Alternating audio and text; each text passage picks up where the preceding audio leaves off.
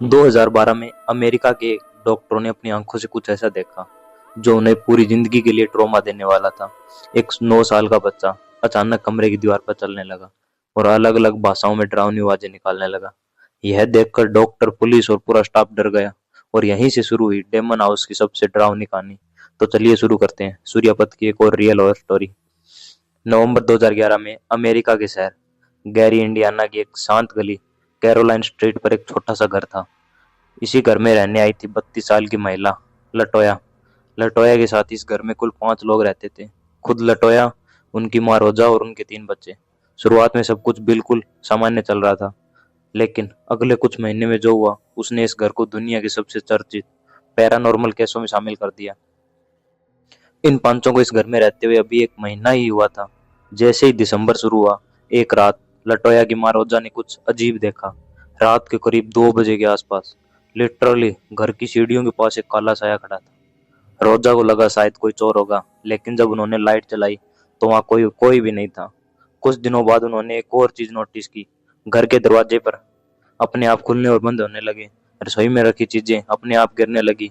पहले परिवार ने इसे सामान्य समझा, लेकिन धीरे धीरे घटनाएं बढ़ने लगी। इसी तरह एक महीना और बीत गया, लेकिन जनवरी 2012 में लटोया के बच्चों का व्यवहार अचानक बदलने लगा। उनका सबसे छोटा बेटा रात के करीब 1 बजे अचानक उठकर कहता, यहाँ कोई और भी है जो हमें मार देगा। कभी कभी बच्चे खाली कमरे में अकेले ही बातें करने लगते। ऐसा लगता था कोई साया उनसे बात कर रहा हो। लटोया ने बताया कि कई बार बच्चों की आवाज अचानक भारी और अलग हो जाती थी। यह सब देखकर लटोया और पूरा परिवार अब सच में डरने लगा था। जैसे तैसे 4 महीने बीत गए। अब मार्च 2012 शुरू हो चुका था और 4 मार्च की रात पहली बड़ी घटना हुई। रात के ठीक 2 बजे लटोया का 9 साल का बेटा अचानक बहुत जोर से चिल्लाने लगा। उसकी आंखें ऊपर की ओर चली गई और वह अजीब अजीब गुर्राने वाली आवाजें निकालने लगा। यह देखकर पूरा परिवार घबरा गया। उन्होंने किसी तरह सुबह होने का इंतजार किया। जैसे ही सुबह हुई, लटोया सीधे चर्च के पादरी माइकल के पास पहुंची। पादरी ने घर का निरीक्षण किया। उन्होंने कहा कि इस घर में एक बहुत पुरानी एंटिटी मौजूद हो सकती है। माइकल ने उस एंटिटी से बात करने की भी कोशिश की, लेकिन वह असफल रहे। आखिरकार उन्होंने घर का एक्सोर्सिज्म किया। इसके बाद करीब 3 दिन तक घर में शांति रही, लेकिन फिर से अजीब घटनाएं शुरू हो गई। अप्रैल 2012 आ चुका था और बच्चों की तबीयत अब पहले से ज्यादा खराब हो रहने लगी। वे अजीब अजीब आवाजें निकालने लगे। इसीलिए लटोया ने अपने तीनों बच्चों को पास के एक अस्पताल में एडमिट करवा दिया। यहाँ डॉक्टर और सामाजिक कार्यकर्ता बच्चों का निरीक्षण कर रहे थे। तभी एक ऐसी घटना हुई जिसने वहां मौजूद सभी लोगों को दिल दहला दिया। लटोया का 9 साल का बेटा एंड्रयू अचानक बेड से सीधे दीवार पर चढ़ गया। अब जरा समझने की कोशिश करना। एंड्रयू बेड पर लेटा हुआ था और बिना उठे ही वह उसी पोजीशन में दीवार तक पहुंच गया और फिर उसी हालत में खड़ी दीवार पर चलने लगा। यह दृश्य वहां मौजूद डॉक्टर और स्टाफ ने अपनी आंखों से देखा और सभी लोग हैरान रह गए। मामला इतना बढ़ गया कि पुलिस को भी इस केस में शामिल होना पड़ा। जब पुलिस अधिकारी ऑस्टिन ने घर की जांच करने पहुंचे तो उन्होंने भी घर के अंदर कई अजीब चीजें नोटिस की। रिपोर्ट में लिखा गया, घर में इलेक्ट्रॉनिक्स उपकरण बार बार खराब हो रहे हैं, लाइटें चालू बंद हो रही है और घर के अंदर अजीब अजीब आवाजें सुनाई देती है।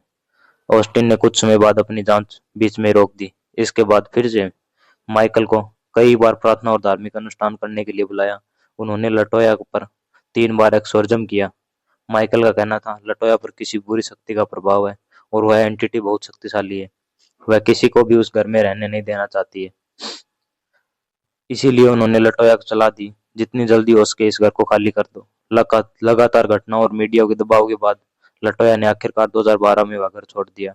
परिवार दूसरी जगह शिफ्ट हो गया, लेकिन इस घर की कहानी यहीं खत्म नहीं हुई। इस केस ने पूरी दुनिया ध्यान खींचा और बाद में इस घर को डेमन हाउस कहा जाने लगा। 2014 में फिल्म निर्माता जैक ने इस घर को खरीद लिया। उन्होंने इस केस पर एक डॉक्यूमेंट्री भी बनाई और बाद में 2016 में गवर्नमेंट ने इस घर को पूरी तरह गिरवा दिया और इसके बाहर लिखवा दिया, इस घर के अंदर जाना सख्त मना है। आज भी यह केस दुनिया के सबसे रहस्यमय पैरानॉर्मल मामलों में गिना जाता है।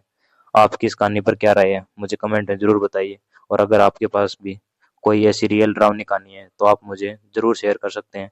अगर वीडियो पसंद आया हो तो एक लाइक जरूर करें और सूर्यापत चैनल को सब्सक्राइब करना ना भूलें, जो हमेशा रियल और ऑथेंटिक स्टोरीज लेकर आता है। हम मिलते हैं अगली वीडियो में, तब तक के लिए जय हिंद।